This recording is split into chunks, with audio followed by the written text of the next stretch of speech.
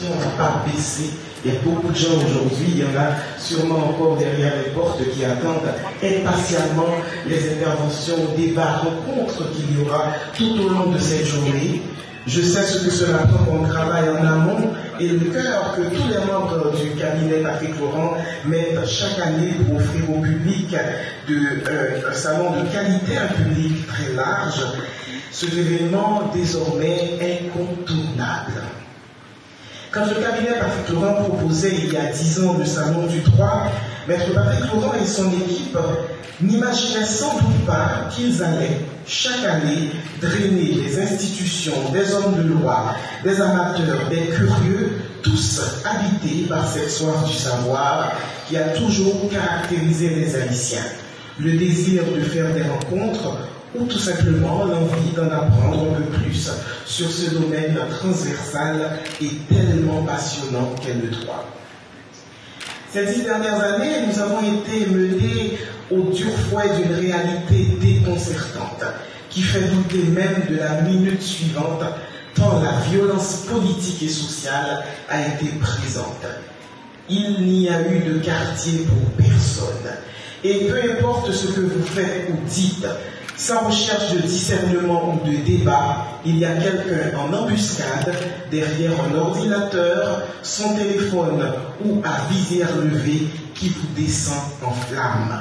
C'est une violence multiforme et sans limite.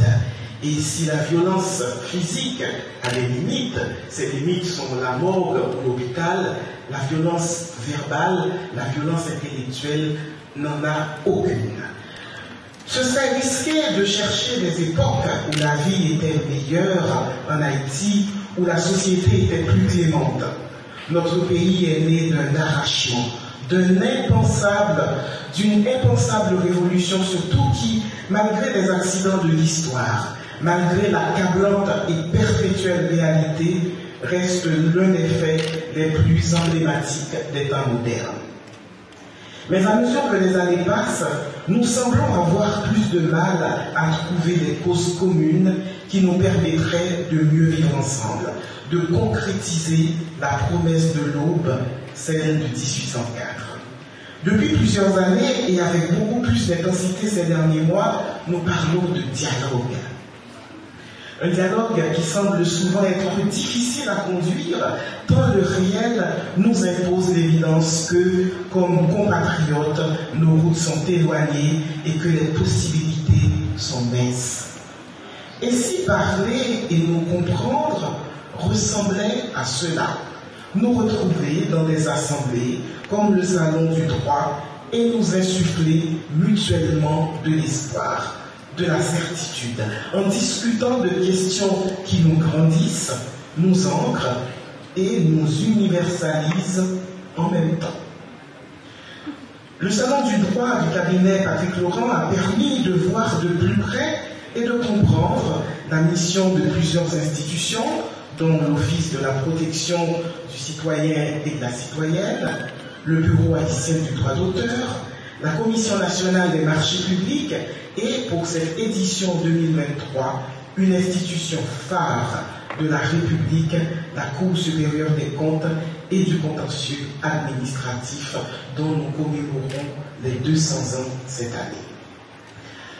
Vous aurez une journée pour voir au plus près, à travers différentes communications, la Cour supérieure des comptes et du contentieux administratif, dont la mission est, selon le décret de 2006, de juger les actes de l'administration publique, les comptes des ordonnateurs et comptables, des deniers publics, d'assister le Parlement et l'exécutif dans le contrôle de l'exécution des lois et dispositions réglementaires concernant le budget et la comptabilité publique. Je félicite la Cour supérieure des comptes et je sais que, Madame la Présidente, Messieurs les conseillers, vous allez envoyer du lourd aujourd'hui. Vous avez beaucoup de choses à dire. Le ministère de la Culture et de la Communication est heureux de tenir encore cette année sa place habituelle qu'il estime légitime au Salon du droit. Pour le ministère et pour les porteurs du Salon du droit, c'est un exemple de fructueux compagnonnage entre une agence gouvernementale et une structure professionnelle. Sincèrement, je pense que nos besoins de construire durablement et d'entretenir un état de droit nous obligent à développer ce type de rapport inscrit dans la durée entre les opérateurs privés et les acteurs publics. Je suis heureuse de parler au nom de la continuité d'une saine et efficace collaboration. Je veux également vous rassurer des bons sentiments du Premier ministre et de mes collègues au gouvernement vis-à-vis de cette initiative qui prouve notre capacité de vivre ensemble, de discuter et de trouver des solutions ensemble. Nous avons besoin d'un pays qui nous permet de nous présenter au monde autrement. Là, au Salon du droit, nous avons la possibilité de creuser et de sortir de véritables pépites. Le pays a besoin de nous. Soyons lucides. Soyons professionnels. Et surtout, restons bonnes citoyennes et bons citoyens. Félicitations, Madame la Présidente de la Cour supérieure des comptes et du contentieux administratif, à vous tous et à vous tous, et particulièrement au cabinet Patrick Laurent, et merci en mon nom propre, bien sûr, de mon lieu de citoyenne, mais aussi du lieu d'État pour tout ce que vous faites. L'histoire a démontré l'absence d'une culture de reddition de comptes des grands commis de l'État. Le contrôle financier imposé par la Constitution depuis 1805 n'a pas eu grand impact positif sur la tenue des finances publiques. Ces problèmes ont défié le temps et soulevé des questions pertinentes qui renvoient à la misère ambiante et au fonctionnement inefficace de l'État. Alors, où se situe le problème? Les mécanismes de contrôle sont-ils inefficaces? La volonté politique de mise en œuvre est-elle absente? La Cour célébrera le bicentenaire de sa création d'instances de contrôle haïtiennes. Je devrais dire qu'il y a vraiment de nous applaudir. Mais hélas, il n'y a pas vraiment lieu de s'enorgueillir. Le discrédit des responsables publics ne cesse de s'amplifier dans l'opinion publique. Je ne saurais terminer sans remercier d'une façon particulière le Conseil de la Cour, la commission du bicentenaire de la CSCCA avec pour président le vice-président de la Cour, le conseiller Pierre Roland de Messieurs, et le staff du cabinet Laurent et associés qui se sont défoncés pour nous permettre de vivre ce moment comme le coordonnateur sortant. Je suis peiné, car cela n'arrive qu'une fois là. Alors, chers invités, ne vous gênez pas. Profitez pleinement de cette journée qui sera, je vous promets, inoubliable. Serrons les coudes, engageons-nous pour le triomphe du droit et de la justice administrative. Je vous remercie sincèrement de votre haute attention. Merci. Chose promise, chose due. Félicitations, mes chers. L'année dernière, le prix du salon a été sponsorisé par l'Université autonome de Port-au-Prince. Cette année, le prix du salon est sponsorisé par l'Université Mont-Everest d'Haïti. Et c'est avec plaisir que j'appelle mon ancien doyen à la faculté de droit, M. Krolo, à nous rejoindre ici.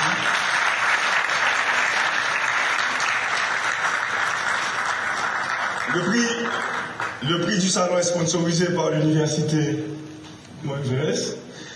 Et le jury de la 10e pour le salon a décidé de primer 2 personnalités. Pour des raisons différentes, bien entendu. Elle n'est pas avocate, mais elle dirige une institution de droits de l'homme. Elle n'est pas avocate, elle conduit un programme d'assistance légale en plein pays LOC. Elle n'est pas de maquette, Mais quand il n'y a pas de nourriture à l'APN, c'est à elle qu'on appelle, que l'APN appelle certaines fois quand l'État ne peut pas répondre véritablement. Ketli, qu'est-ce que nous pouvons faire? Et l'enthousiasme de Ketli Julien nous a marqué et a marqué le jury. C'est pourquoi, pour son travail, il y a une médaille pour Ketli aussi, et Ketli Julien a été désigné pour avoir le prix du salon. Tu peux donner les lecture, tu remets au doyen pour nous.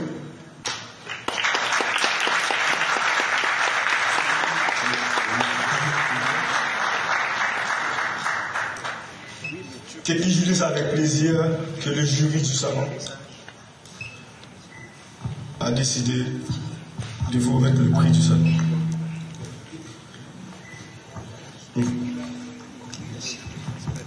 Bien.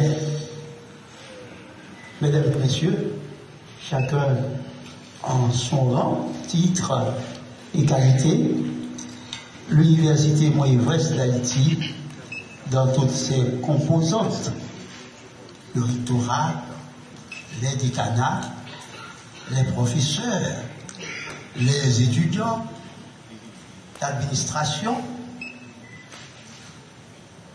est heureuse, cette université, honorée